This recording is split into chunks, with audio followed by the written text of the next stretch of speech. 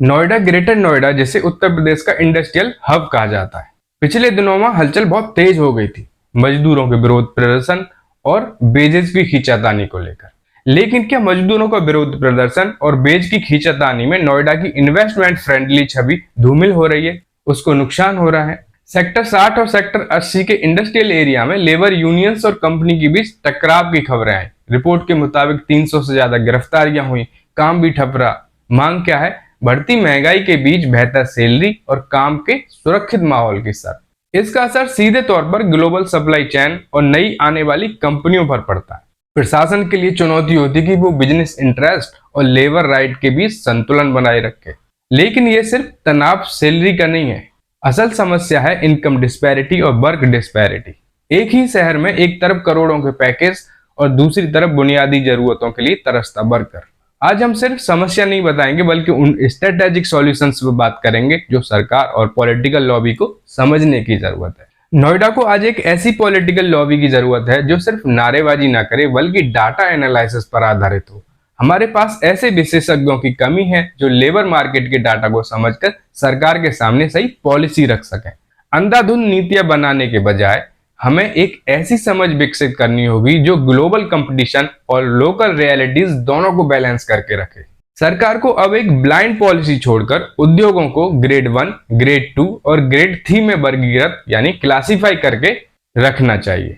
Grade 1 skill के हिसाब से और लोकेशन के हिसाब से ग्रेड पे जहां प्रीमियम हो रखे वहां पे ग्रेड पे प्रीमियम रखना चाहिए। ग्रेड 2 एंड 3 एमएसएमई, असेंबली या दूर दराज के क्षेत्र या कॉस्ट सेंसिटिविटी ज्यादा होनी चाहिए होती है। सरकार को ऐसे इंडस्ट्रियल एरिया विकसित करने चाहिए और वहां उद्योगों को प्रोत्साहित करना चाहिए कि अगर आपको सस्ती लेबर चाहिए, सस्ती लेबर की जरूरत है, इन स्पेसिफिक जोन में जाइए और वहां इंडस्ट्री लगाइए। इससे नोएडा के पुराने हब पर बोझ कम होगा और इन्वेस्टमेंट को सही दिशा मिलेगी और उद्योगों को सस्ती लेबर। और उन क्षेत्रों को क्या मिलेगा? उन क्षेत्रों को लोकल में ही रोजगार मिलेगा जो इकोनॉमी को बूस्ट करेगा। अब बात करते हैं एक क्रांतिकारी पॉइंट की, डबल ओवर टाइम। आज कंपनियां मौजूदा वर्कर से डबल ओटी कराती हैं, लेकिन अगर सरकार इसे चतुराई से डील करे तो यहां लाखों नई नौकरियां पैदा हो सकती हैं। अगर ओटी पर कैप लगाकर कंपनियों को अतिरिक्त वर्कफोर्स हायर करने के लिए इंसेंटिवाइज किया जाए तो न केवल वर्कर की वर्क डिस्पैरिटी कम होगी बल्कि बेरोजगारी का आंकड़ा भी धीरे धीरे गिरेगा। यह एक विन विन सिचुएशन हो सकती है जिसे एडमिनिस्ट्रेटिव लेवल पर लागू करने की जरूरत है। ये कैसे करेगा? यानी कोई बंदा 8 घंटे काम करता है और फिर उसके बाद 4 घंटे ओवर टाइम करता है, तो डबल ओवर टाइम में वो 4 घंटे का ओवर टाइम 8 घंटे के बराबर पे के हिसाब से दिया जाता है।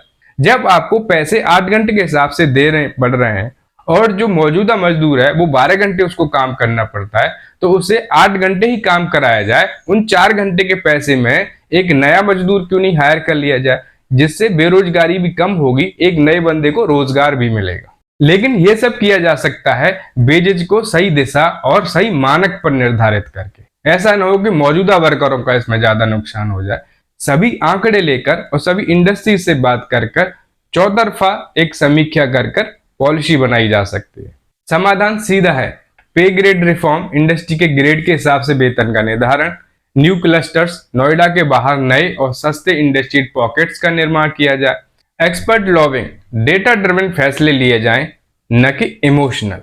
अगर हम इनकम और वर्क डिस्पैरिटी को एड्रेस नहीं करते तो नोएडा का यह इंडस्ट्रियल स्ट्रक्चर अंदर से खोखला होता जाएगा।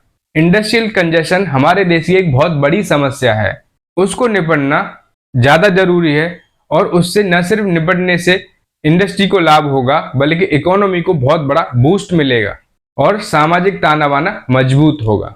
ये मुद्दे थोड़े जटिल हैं लेकिन नोएडा के भविष्य के लिए अनिवार्य हैं।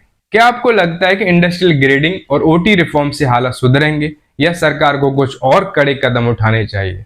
अपनी राय कमेंट में दें। जय भारत, विजय भारत।